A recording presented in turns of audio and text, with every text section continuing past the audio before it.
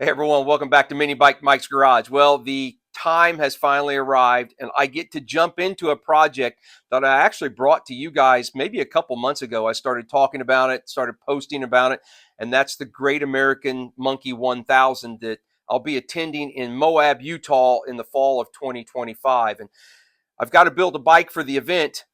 Let's get started. It's currently the first week of January 2025, and it was probably, like I said, sometime around Christmas that I started making some posts on YouTube and other places on social media. And I had a Honda CT70 K1. It was a candy yellow. And I started posting pictures of that bike and talking about that was the bike I was going to build to take to Moab. Well, as things sometimes turn out, I've had some issues with getting a title for that bike. The bike that I do take to Moab has to have a title, be registered, plated, street legal, all those things. And I was trying to use one of the bikes that I had picked up in Michigan, one of those Honda CT70s that I picked up back in April of 2024. I went through the whole process that I typically do with my Indiana BMV to get a title, but apparently whoever the person I was working with entered some information in a different way than what normally happens, and so the whole title application kind of got flagged.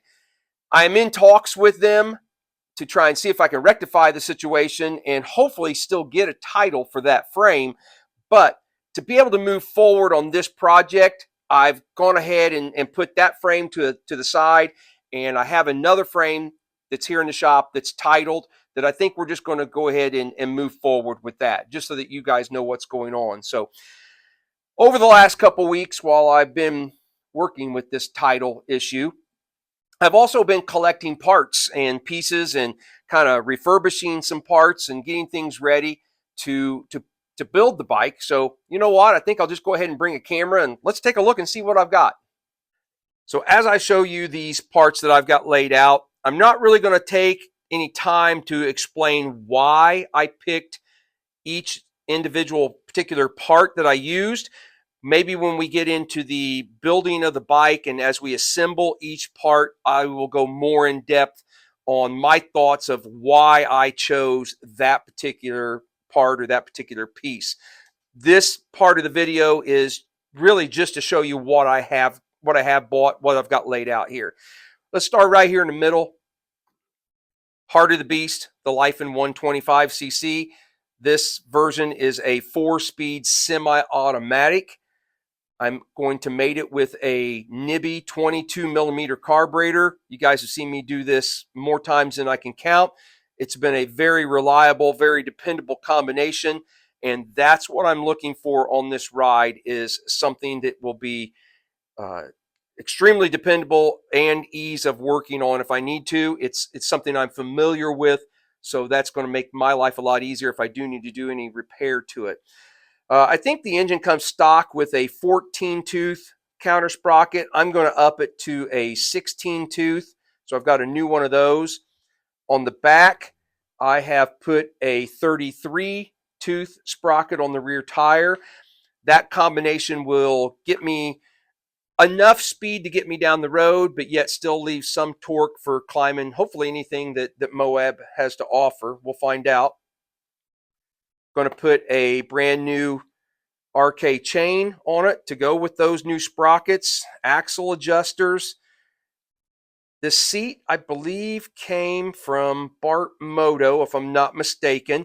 Now, all of these parts that I'm going to show you here, I will put links in the description to each part that I bought brand new and let you know where I got it and kind of what I paid for it.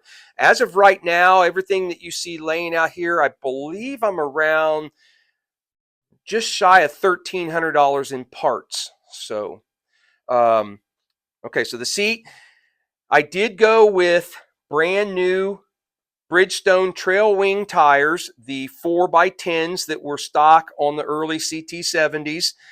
I'm trying to keep this to look as close to a stock CT70 as possible. And there's going to be a few little tweaks along the way that we'll show you, but I wanted the rims and tires to look stock, so that's what I've gone with. I actually got brand new rims The old rims, most of these parts came off of that candy yellow K1, and the rims were in pretty rough shape. So I bought brand new rims. I think those came from TB Parts.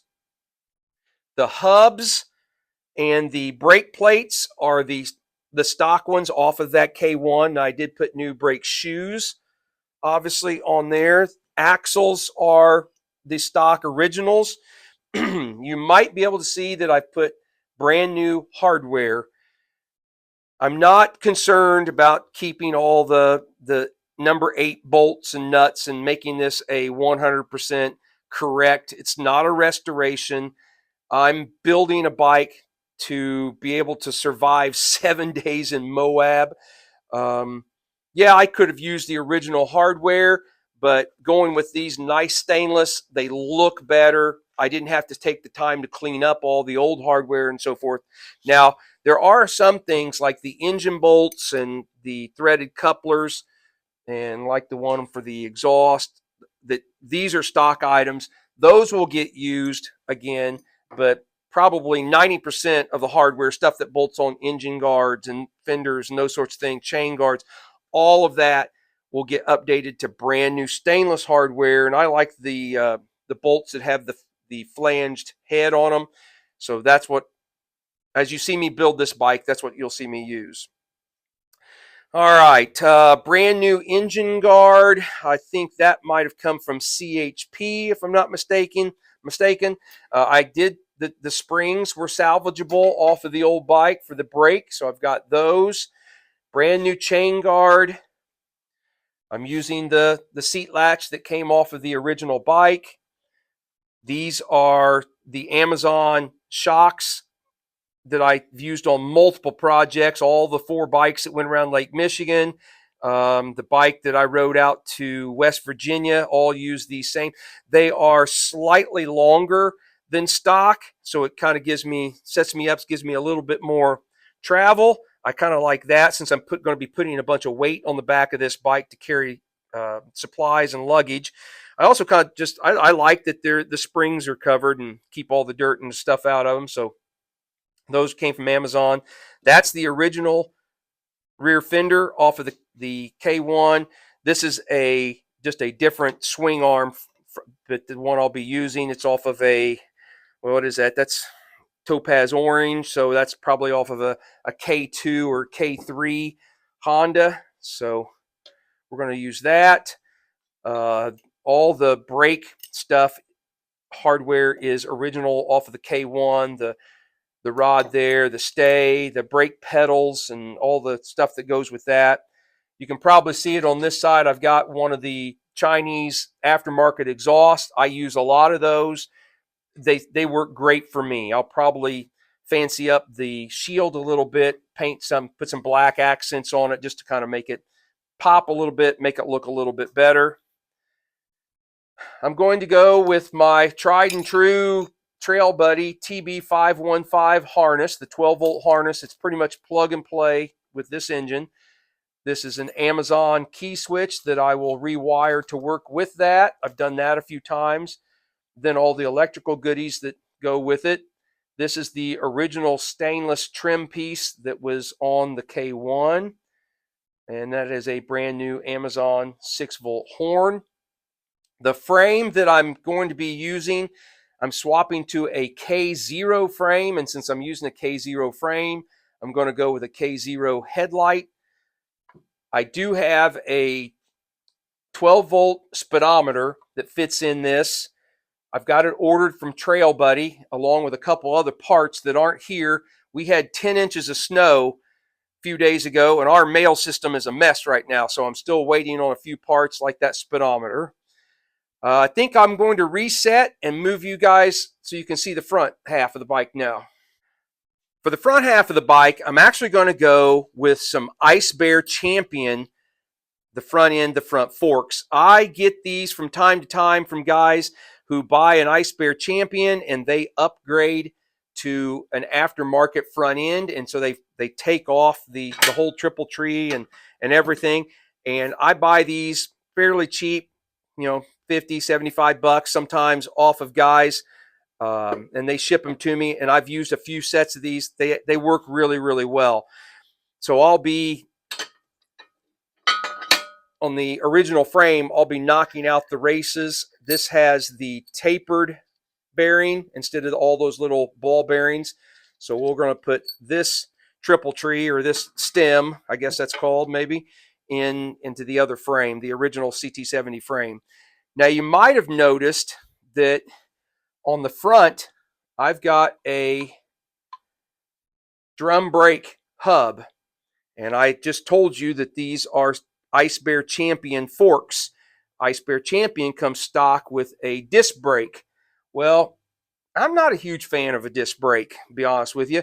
It just doesn't look right on a CT70 to me. So you've seen me do this in the past. What I did was this bracket, this part of this bracket, I think it was like this, was part of this front fork, and I cut that off, and then I took a piece of steel or piece of aluminum, and I have welded it onto that fork to make a brake stay. Now, it's kind of ugly. I did not really take a lot of time to clean it up. I just made it functional and shot it with some silver paint. I'm not trying to win any award shows with this bike. I'm not trying to make it look, you know, fantastic. I'm just trying to make it functional. I actually have some fork boots. I may pull these off and put these on to kind of give it more of a CT70 look rather than an SL70 look. That's just the top clamp that goes with that setup. Bars. These are some aftermarket style CT70 bars. They're not quite the same shape, but they're longer here. They don't have perches already on them, and so they're going to work well for me. I actually have picked up some perches to put on there, and these perches have spots threaded bungs for mirrors. So that's going to be, so I can kind of, I don't have perch and then have to add something else for a mirror and blah, blah. It's all going to be right there, compact. This is just a generic switch that's going to have for the turn signals, the horn, and then the high-low beam.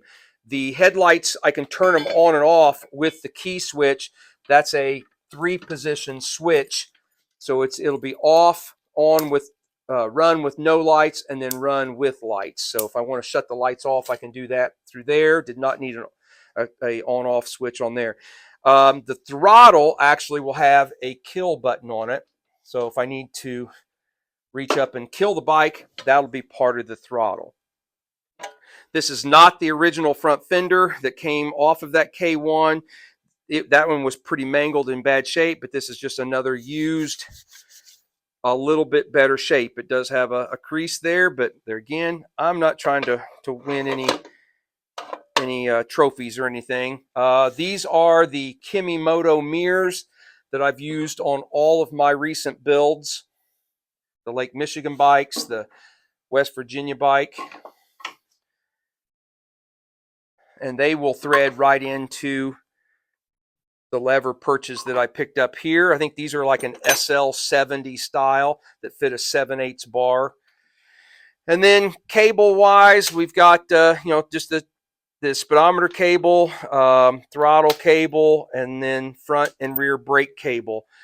And yes, I am going with I want a rear hand brake on this particular bike. And when we get ready to install all that, I will go into more of why I wanted that. But I think that pretty much covers everything. I'm going to use the original brake switch back here off of that K1. It worked, so there was no reason not to use it. So yeah, so I think now let's take a look at the frame. So this is the frame I'm going to use. This is the backup frame. I really apologize I'm not using the K1 frame. This is a K0 frame. That K1, if you remember right, had a massive rust hole right here. And I really looked forward to fixing that. And I promise you, we will fix that frame sometime down the road. But as I stated earlier, to keep this project moving forward, I've had to switch to this frame. I've had it for a long time. Bought it as a frame, just what you see here, off of someone local from me. Mike, appreciate that. It probably was, I don't know, 10, 11, 12 years ago when I bought this. It is a 3 of 71 build date. I do have the tag. I took it off to, as you can see, I burnt the paint. It originally was, you're probably not going to see this, but it was originally sapphire blue. You can see there's a little bit remnants in spots. And then someone, they put a heavy coat of yellow paint on this thing. And so I just, like you saw me do on the torch bike, I took my torch and I burnt the paint off of it.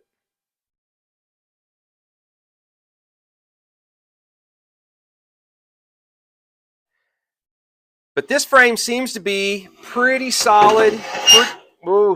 Pretty good shape. Nothing's really too rusty. Now, I'm not worried about this other yellow paint. Like I said, we're not building a looker. That'll just, when I primer this, that'll get covered up in gray primer and then paint. But the frame is in really solid shape. It does have one odd little hole right here where the shield goes. I'm not sure why somebody put that hole right there, but it is there. Not a big deal. That'll get covered up when I put a decal on it. Here's a random thing for you. I went through and cleaned out all the threads, taps and dies and so forth.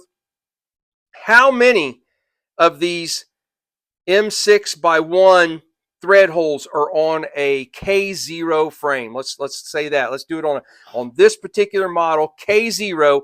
How many of these are there? Post a comment. Don't look it up. Go off of memory if you know it. Just let me know how many of these are on the entire frame, just the M6x1s. Okay.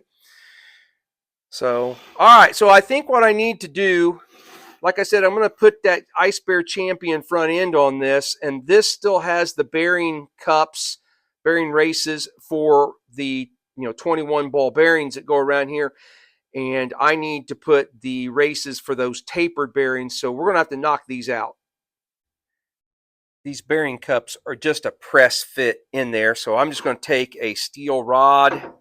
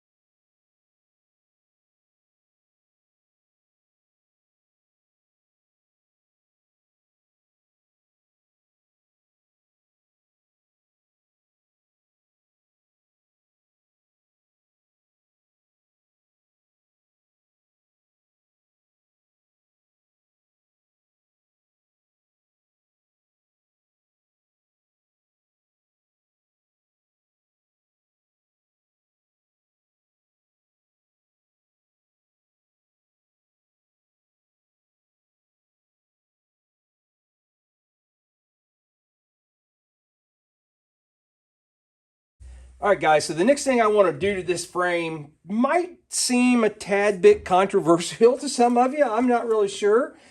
One of the most challenging things about this Moab event, in my mind, is going to be carrying all your gear. We're on the road for 7 days. I think that might include some camping under the stars. So we're going to need the camping gear. We're going to need, maybe a little bit of food, fuel. We got to carry, fuel with us to go, 150, 200 miles a day. There is a chase truck, but it is a big box truck, and each team is going to be given like a 27-gallon Rubbermaid tub to put parts in. But that box truck is not going to be able to go down the trails that we are going to get from checkpoint to checkpoint. He's going to have to stay on the main roads. And that's a big reason why they want you to have teams in case you have some kind of catastrophic failure and you've got, like say, a complete engine, and you've got one in a tub, which I probably plan on to do, take another complete engine and carry it in that tub. That way you got one other guy on your team that can ride to wherever the truck is at, and how they communicate and let you know where that's at, I'm not 100% sure. There's still a lot of unknowns about this event, but he can ride to the chase truck, pick up the parts you need, and bring them back so that you can continue on your way, hopefully. Now, my plan is to carry as much of the stuff, much as parts, much as tools, and much as fuel as I can. So I've actually constructed a 2-gallon fuel cell. Well, I'm not quite in the picture there. Hang on a second. So I started kind of constructing a 2-gallon fuel cell that will mount onto the back of the bike. This is a neck that still needs to be welded on, and then I've got the outlet here for the hose. It's just kind of tacked together. So that will get mounted onto a rack onto the back of the frame back here. So with carrying 2 gallons of fuel, that should be enough to get me the 150, 200 miles a day. So I'm not going to use the internal tank that is part of a CT70. Here's what I'm going to do. This, I don't know, maybe this is stupid, maybe it's genius. I don't know, you let me know. But I'm going to use, this is just a huge storage container. I'm going to fill as much of the neck and the body of this up that I can with all the tools and parts that I can.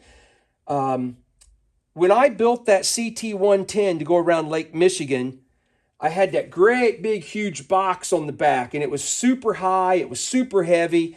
Now, we never went off-road, so it wasn't a big deal just going down, paved roads and so forth. But on this particular event, we're going to be off camber, going up hills, side, cliffs and so forth. So you want to make sure you carry the weight low and it's not too cumbersome as well. So I'm thinking putting things inside of the frame are going to be what I need to do. Now, there's something I'm going to do here that to help do that. Now, I've already filmed one side, and my daggone microphone quit working, so there was no sound to it. But these frames have these pieces on the inside that are supports for the tank. One on each side. And I've actually already taken one off. And like I said, I showed that, filmed it, but it didn't come out. All the audio was gone. And so I'm going to redo the other side. Let me get you guys in view here. Let's see if you can see it. Right behind that shield, I don't know if you can see them or not, there are 4 spot welds right here. And that is where this bracket is spot welded on the inside. Now, there are 2 little dimples here too, but those are just small little tack welds on the inside. Once you drill out these 4, you can just kind of wiggle this thing and break it off. But I'm thinking if I get both of those out of the inside, oh, let's back you back up. That's going to create a lot more space. Now, I'm not going to take out the mount for the coil. I'm going to leave that in there. It's not really spot welded to this outside skin. It's spot welded to this main piece down here at the bottom where like the brake pedal and the swing arm and all that mounts. So we're gonna leave the coil mount in there. It's down far enough. It's not in our way anyway, but I want to get rid of this other tank bracket. So I've just got a 1/4-inch drill bit. I'm gonna just try and drill those out.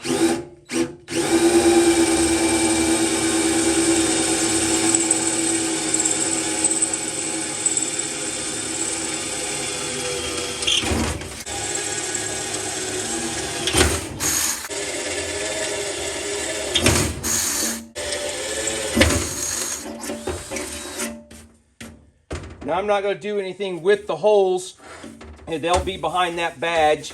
And then that way, if I do want to, when I get done with this event, if I want to put the tank back in it, I can re-weld these things, tack them back in there. So I'm going to take a hammer and a screwdriver and see if I can pry that off. My tripod's not quite high enough to get you guys in here where you can see this.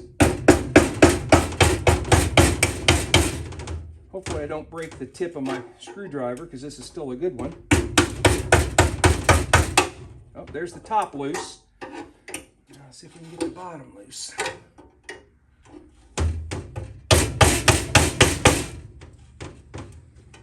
That's going.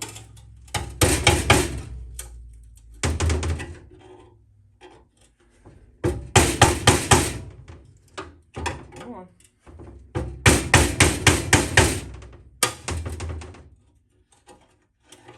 Pop. I wasn't sure if I broke my screwdriver or if I broke the bracket. No, I did not break my screwdriver. That's good.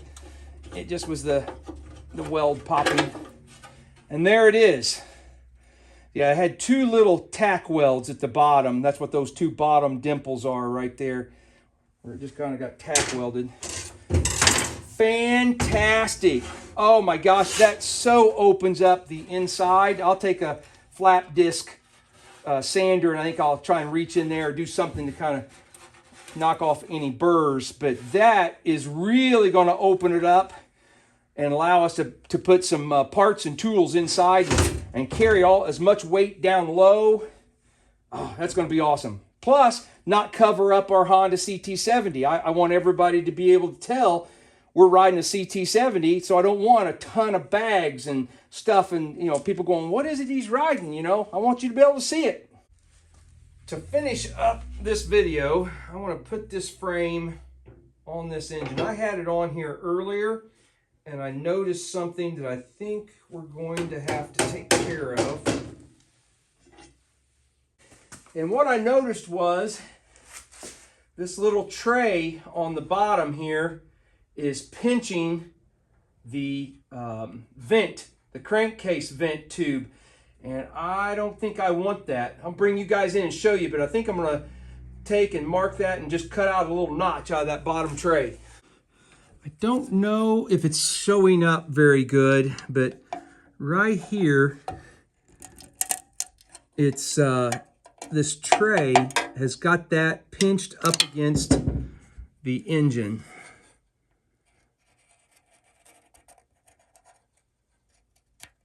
So I'm going to take that frame back off of there and something around there and just kind of notch that out a little bit.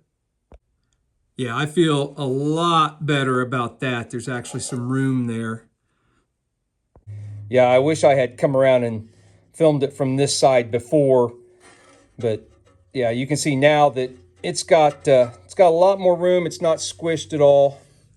So we should be good. Now the engine can breathe, and I'm not running an oil cooler or anything, so we definitely want it to be able to breathe. All right, guys, let's wrap this up. All right, guys, I think I'm going to go ahead and wrap up today's video with that. Appreciate you stopping in, checking them out, watching the videos. Let me know your thoughts on how you think it's going so far, what mods I've done, and so forth, what you disagree. I truly do enjoy reading your comments, so keep doing that if you don't mind. Look for more videos, obviously, on this. I'm probably going to spend most of January and February 2025 building this bike. It's kind of a shame that I didn't get to use the frame that I actually intended to, that candy yellow K1, but, you know, it is what it is. This frame will work just fine, but I really want to get this bike up and going by the end of April 2025. I'll be hosting a spring ride. If you want to come by and join that, that's Friday night. There's a bike night. That's April 25th, 2025. And then Saturday morning, April 26th, we take off and do about a 100-mile ride and on small bore bikes. It's a lot of fun. We've done it 3 or 4 times now. If you're interested, hit me up with an email, ct70help@gmail.com, and I'll get you more information on that. If you haven't done so, jump over to Patrick Wells's channel at Southeast Vintage Cycle Rescue. Patrick is going to be part of my team when we go out to Moab, and he just purchased a brand new Ice Bear Champion that he's going to be building for the event. And I know he's done one video on that, just kind of showcasing what he's got and what he's, kind of talking about what he's going to be doing. So go check him out. You guys might remember Stuart. He's from Macon, Georgia. Stuart is, he's come up to both of my rides that I've hosted, and he went out to West Virginia with me. And he is going to go to Moab and ride his Ice Bear Champion. So always happy to see Stuart. He's become a pretty good friend of mine. And then we also have a guy by the name of Johnny, a subscriber out of Las Vegas, contacted me the other day, asked about the event, and he has signed up. And so the four of us, I don't know, there might be one more. Patrick might have one other guy that might join us, but at least four of us, maybe five of us, that will be our team. Like I said, it's not a competition. I'll post a video or a link to a video in the description of this one that kind of gives you information about the event and how it works. But super excited to go out there and ride with these guys and see how this goes. So, all right, let me know what your thoughts are. I will see you guys on the next video in maybe a week or so, and we'll try and get this thing up into a roller.